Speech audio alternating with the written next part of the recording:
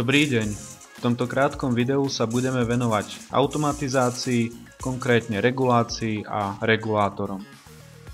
Našou úlohou bude regulovať polohu loptičky v určitej vzdialenosti od snímača. Loptička je uložená v žliabku, ktorý predstavuje nakláňajúcu sa rovinu. Na snímanie polohy loptičky je použitý optický snímač s analógovým výstupom. Rovina sa otáča okolo čapu a na jej polohovanie je použitý modelársky servomotor. Regulačný obvod sa snaží udržať polohu loptičky približne v strede roviny, čo je asi 9 cm od snímača, aj napriek tomu, že sa mu to snažíme prekaziť.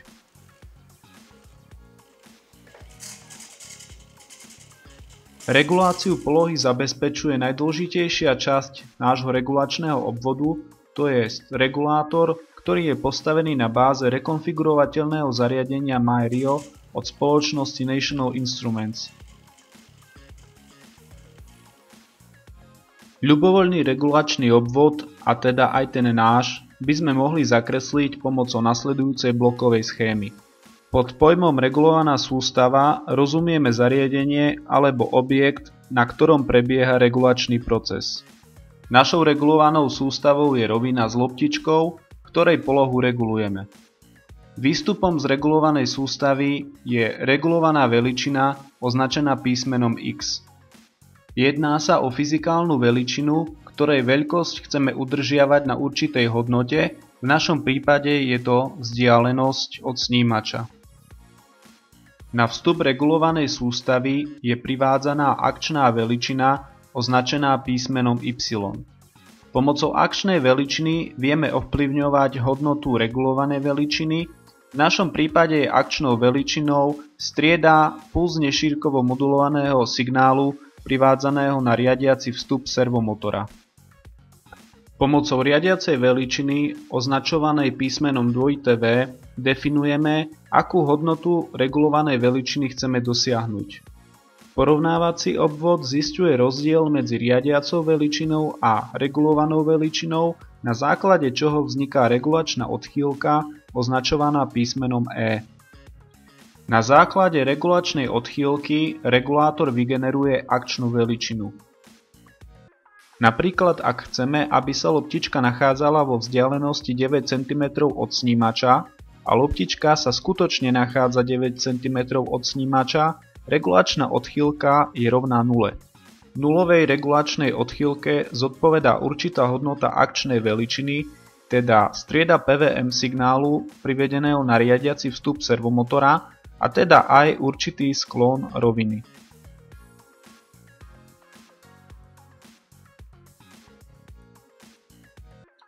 Ak rukou ťukneme do loptičky, ovplyvníme veľkosť regulovanej veličiny, čím vznikne regulačná odchýlka. Regulátor reaguje na vzniknutú regulačnú odchýlku tak, že zmení veľkosť akčnej veličiny, to jest ovplyvní striedu PWM signálu, čo sa prejaví zmenou sklonu roviny. Regulátor vykonáva zásahy do regulovanej sústavy prostredníctvom akčnej veličiny dovtedy, pokiaľ nie je odstránená regulačná odchýlka, to znamená pokiaľ nie je nulová. Porovnávací obvod spolu so samotným regulátorom budeme realizovať pomocou zariadenia MyRio. Na nasledujúcom obrázku je znázornená celková schéma nášho regulačného obvodu. Na napájanie zariadenia MyRio je použitý 12V napájací zdroj. Optický snímač polohy je napájaný z 5V výstupu MyRia.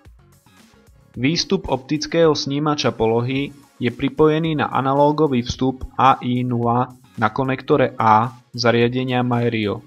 Na napájanie servomotora je použitý integrovaný stabilizátor napätia L7805CV.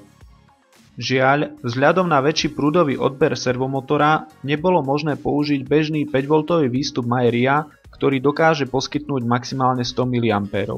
Preto sme napájanie servomotora riešili cez stabilizátor napätia.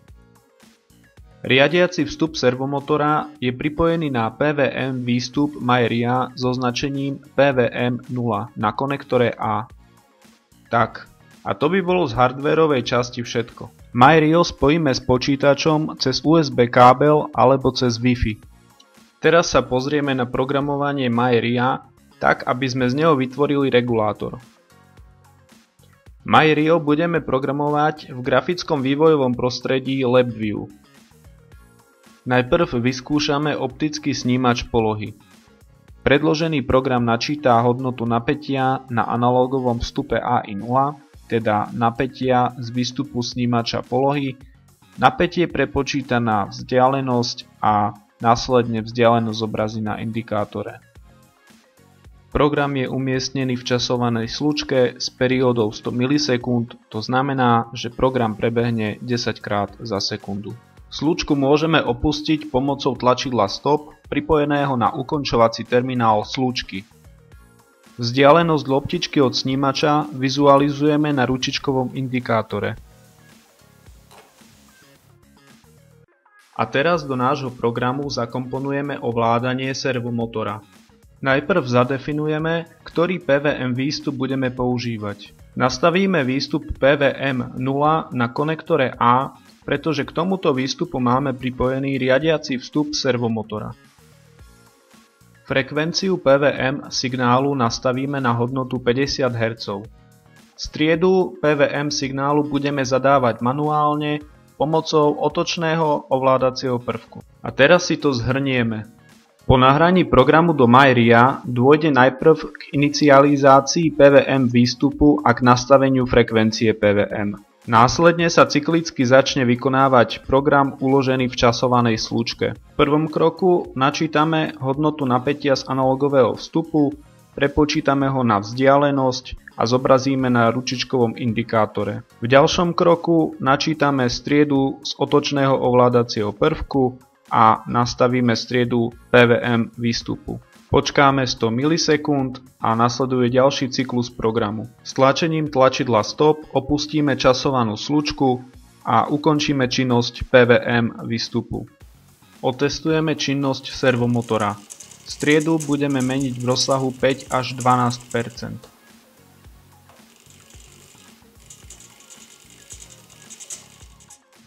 Teraz do nášho programu zakomponujeme proporcionálno-integračno-derivačný regulátor, skrátene PID. PID regulátor je v praxi veľmi často používaný, skladá sa z troch základných typov regulátorov, z proporcionálneho regulátora, integračného a derivačného regulátora. P regulátor zosilňuje regulačnú odchýlku. Preto ho môžeme matematicky popísať ako zosilnenie P regulátora krát regulačná odchýlka. I regulátor integruje regulačnú odchýlku. Preto ho môžeme matematicky popísať ako zosilnenie I regulátora krát integrál z regulačnej odchýlky. D regulátor derivuje regulačnú odchýlku, matematicky ho teda môžeme popísať ako zosilnenie D regulátora krát derivácia z regulačnej odchýlky. Ak to dáme dohromady, získame matematický vzťah medzi akčnou veličinou a regulačnou odchýlkou PID regulátora. Tento matematický vzťah teraz zakomponujeme do programu. Riadiaca veličina je nastavená na hodnotu 9, to znamená, že chceme loptičku udržiavať vo vzdialenosti 9 cm od snímača. Najprv spravíme rozdiel medzi regulovanou veličinou a riadiacou veličinou, vďaka čomu získame regulačnú odchýlku. Zosilnenie proporcionálneho, integračného a derivačného regulátora môžeme zadávať pomocou ovládacích prvkov.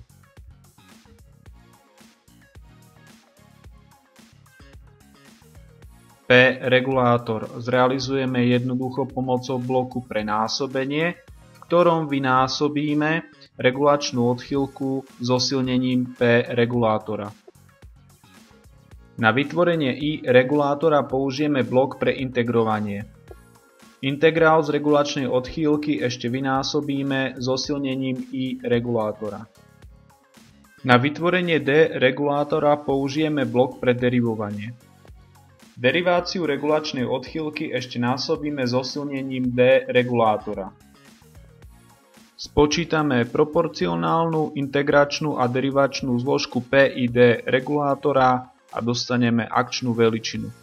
Pre správnu funkciu blokov pre integrovanie a derivovanie je potrebné nastaviť časový odstup medzi vzorkami regulačnej odchýlky, inak povedané vzorkovaciu periódu, ktorá je v našom prípade 100 milisekúnd. Zadefinujeme interval hodnôt, v ktorom sa budú pohybovať hodnoty akčnej veličiny, teda striedy PVM signálu. Tým zabezpečíme to, že strieda sa bude pohybovať v rozsahu od 5% do 12% a hodnoty mimo tento interval budú orezané. Takže regulácia polohy našej loptičky bude prebiehať v troch fázach.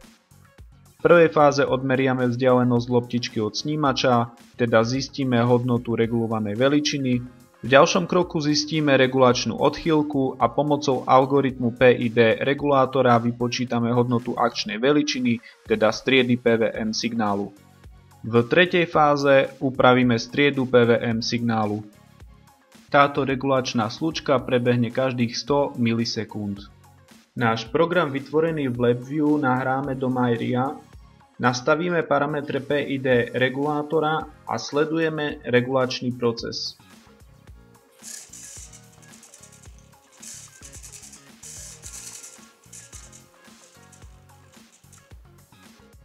Kvalita a stabilita regulačného procesu samozrejme závisí od správneho nastavenia regulátora. Nesprávne zvolený pomer integračnej, derivačnej a proporcionálnej zložky regulátora môže spôsobiť nestabilitu regulačného procesu. Vďaka možnostiam vizualizácie časových priebehov veličiny regulačného obvodu v programe LabVIEW môžeme hĺbšie skúmať regulačný proces. Verím, že toto video vo vás podnieti záujem o automatizáciu, pretože automatizácia je nielen užitočná, ale aj zábavná a zaujímavá. Ďakujem vám za pozornosť.